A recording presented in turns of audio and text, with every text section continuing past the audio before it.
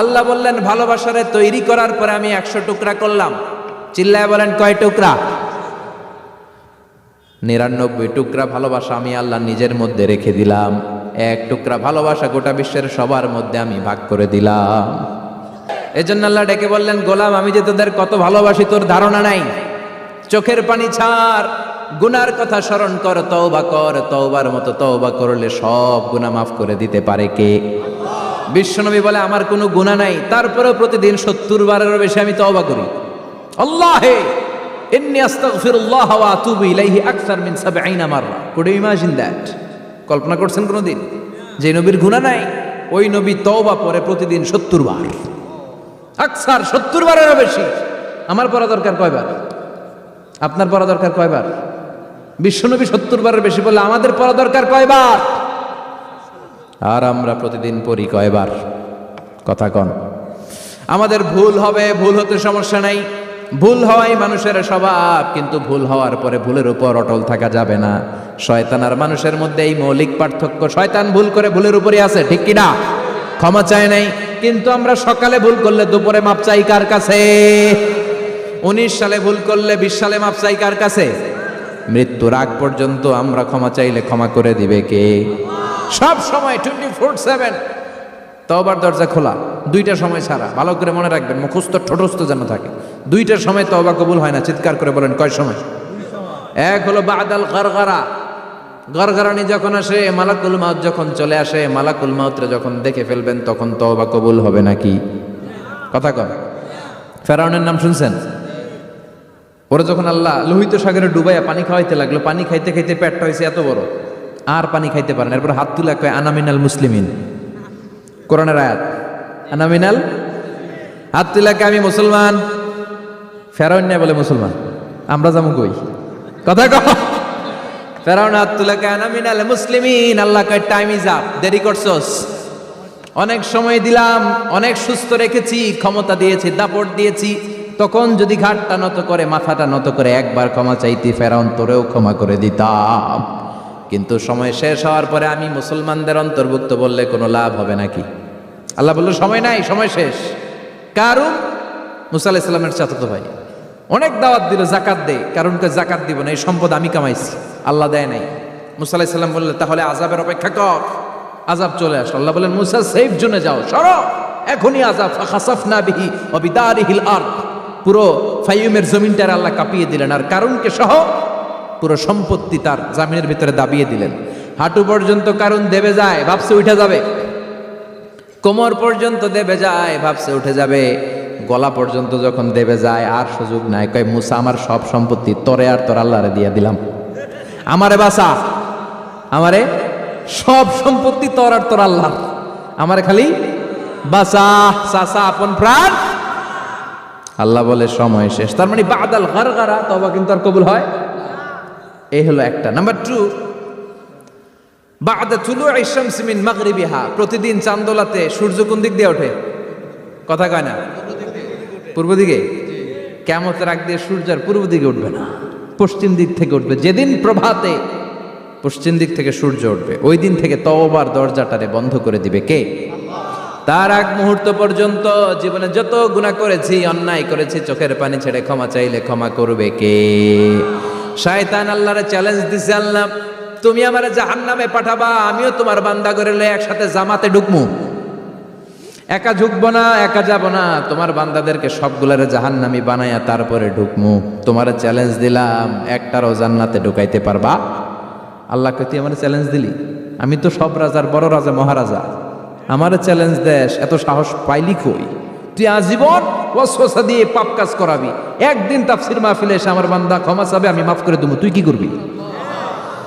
আজীবন অন্যায় করবে, আজীবন পাপ করবে, জুলুম করবে, একদিন চোখের পানি ছেড়ে আমার কাছে কান্নার মতো কান্না করলে আমি সব গুনাহ মাফ করে দেব। এজন্য আল্লাহ বললেন ইয়া আইয়ুহাল্লাযীনা আমানু তুবু ইলাল্লাহি তাওবাতান নাসুহা। ভুল করেছো, তওবা করো, মাফ করবে কে?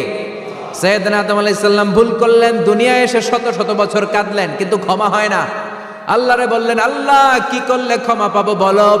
ফাতালাক্কা আদামু মির রাব্বিহি কালিমাতিন ফাতাবা আলাইহি, আল্লাহ বললেন ও আদম তোমার কিছু কালেমা শিখাইয়া দেই, এই কালেমাগুলো দিয়ে আমার কাছে দোয়া করো, ক্ষমা করে দেব।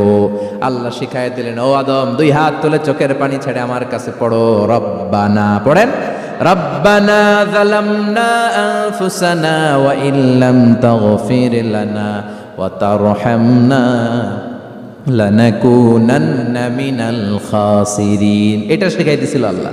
আল্লাহ আমি জুলুম করেছি, অন্যায় করেছি, ভুল করেছি, পাপ করেছি, তুমি যদি ক্ষমা না করো ক্ষমা করার কেউ নাই, ঠিক কি না? আমরাও পাপ করলে এই দোয়াটা পড়ার দরকার আছে না নাই? 5টা শর্ত সাপেক্ষে আমাদের তওবা কবুল করবে কে? তওবা কবুল হওয়ার কিছু শর্ত আছে 5টা। কয়টা? চিৎকার মেরে বলতে হবে তওবা কবুল হওয়ার শর্ত কয়টা? 1 নম্বরে হচ্ছে আল ইকরা, acknowledgement. You have to give the acknowledgement that you are the greatest sinner on earth. আপনাকে ঘোষণা দিতে হবে যে আপনি এই পৃথিবীর সবচেয়ে বড় পাপী। 1 নম্বর শর্ত, আপনি বলেন যে আল্লাহ আমার চেয়ে বড় পাপী নাই, আকাশের নিচে জমিনের উপরে আমি সবচেয়ে বড় পাপী, এমন কোনো পাপ নাই যেটা আমি করি নাই, ঠিক কিনা? 1 নম্বরে পাপের ঘোষণা দেন। 2 নম্বরে আন-নাদাম, নাদাম মানে repentance. You have to be repentant for what you have done. আপনাকে অনুতপ্ত হতে হবে, চোখের পানি ছাড়তে হবে। আল্লাহ আমি লজ্জিত, আল্লাহ আমি নাদান, আমি পিশাচ, আমারে মাফ করে দাও। তার মানে স্বীকার গেলেন কি অন্যায় করেছেন। 2 নম্বরে আপনি অনুতপ্ত হলেন। 3 নম্বরে স্টপ, যেই পাপ করতেছিলেন ওইটা থামান। Stop what you have done, যেটা করতেছিলেন আগে থামান। আপনি সুদ খাইছেন, অনুশোচনা আসলো, মাফও চাইতেছেন আবার সুদও খাইতেছেন, হবে? আপনি ঘুষ খেয়েছেন, তওবা শুরু করলেন আবার ঘুষও খেয়ে যাচ্ছেন, হবে? থামেন, স্টপ।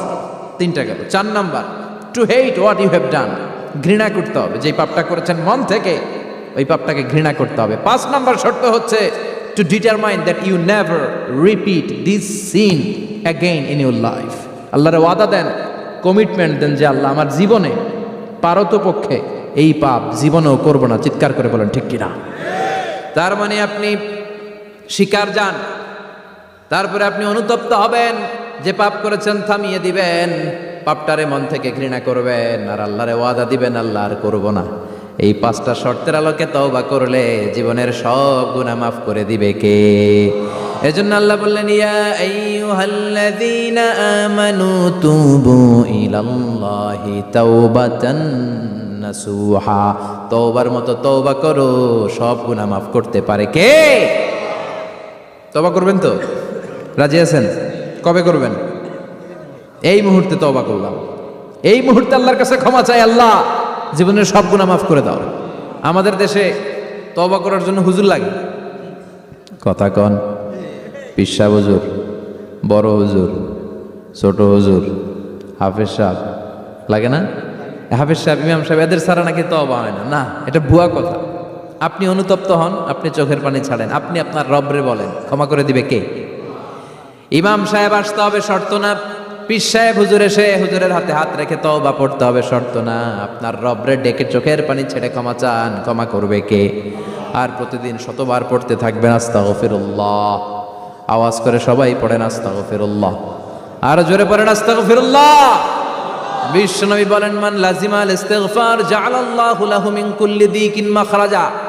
সব সময় ইস্তেগফারের সাথে যে লেগে থাকবে রব্বুল আলামিন তারে 5টা জিনিস দিবে। কয়টা? কথা কন, আরো জোরে সবাই বলেন কয়টা? নাম্বার 1, জাআলাল্লাহু লাহু মিন কুল্লি দিকিন মাখরাজা। বিপদে পড়লে বিপদ থেকে উদ্ধার করবে কে? আমাদের তো কোনো বিপদ নাই না? আছে? কত বিপদ, হ্যাঁ? রাস্তাঘাটে দুর্ঘটনা হতে পারে, যে কোনো সময় ভূমিকম্পে পড়তে পারি, বজ্রপাত পড়তে পারে না, ঠেড়া পয়রা মানুষ নাই, আছে না নাই? এই বিপদ আপদ থেকে আপনারা রক্ষা করবে কে? যদি আপনি ইস্তেগফারের সাথে আঠার মতো লেগে থাকেন। কিসের সাথে? কথা বলেন। ইস্তেগফারের সাথে লেগে থাকতে পারলে 1 নাম্বার হচ্ছে বিপদে পড়লে আপনারে মুক্ত করে দিবে কে? 2 নাম্বার ওমিন কুল্লি হাম্মিন ফারাজা, যে কোনো ধরনের টেনশন, হাইপার টেনশন থেকে বাঁচায় দিবে কে? আমাদের তো টেনশন মেনশন নাই না? আছে? লাইফ নিয়ে টেনশন, বাঁচার টেনশন, মরার টেনশন, ক্যারিয়ারের টেনশন, রাস্তাঘাটে যানজট এটার টেনশন, পুলিশের দৌড়ানি, র্যাবের দৌড়ানি, বাড়ির ভাড়া, গ্যাস বিল, বিদ্যুৎ বিল, ছেলে মেয়েদের লেখাপড়া, কত টেনশন। এই সব টেনশন থেকে আপনারা মুক্ত করে দিবে কে? 3 নম্বরে ওয়ারযুকহু মিন হাইসু লা ইয়াহতাসিব, এমন জায়গা থেকে আল্লাহ আপনার রিজিকের ব্যবস্থা করবে আপনি কল্পনাই করতে পারবেন না। সুবহানাল্লাহ পড়েন। 4 নম্বরে সবসময় ইস্তেগফার যদি পড়া হয় আল্লাহর কোনো আযাব ওই বান্দার উপরে আসে না। ওমা কানাল্লাহু মুআযযিবাহুম ওয়া হুম ইস্তাগফিরুন,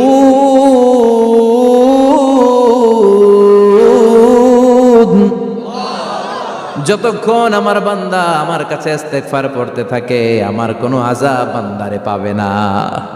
যতক্ষণ ইস্তেগফার পড়বেন আল্লাহর কোনো আযাব আপনার উপর আসবে না। 4টা গেল। 5 নাম্বার, বারবার ইস্তেগফার পড়লে রফিক ভাই আল্লাহ আপনার মুস্তাজাবুদ দাওয়া বানিয়ে দিবে। দোয়া করা মাত্র কবুল করে নেবে কে? মুস্তাজাবুদ দাওয়া বুঝেন তো? মানে যিনি হাত তুলতে দেরি কবুল হতে দেরি হয় না। বারবার বারবার ইস্তেগফার পড়ে দেখেন যে আপনার দোয়া কেমনে কবুল হয়। সবসময় ইস্তেগফার পড়লে আপনার দোয়াগুলোর এইভাবে কবুল করে নেবে কে? এই 5টা জিনিস পাবেন সবসময় যদি ইস্তেগফারের সাথে লেগে থাকেন। রাজি আছেন তো?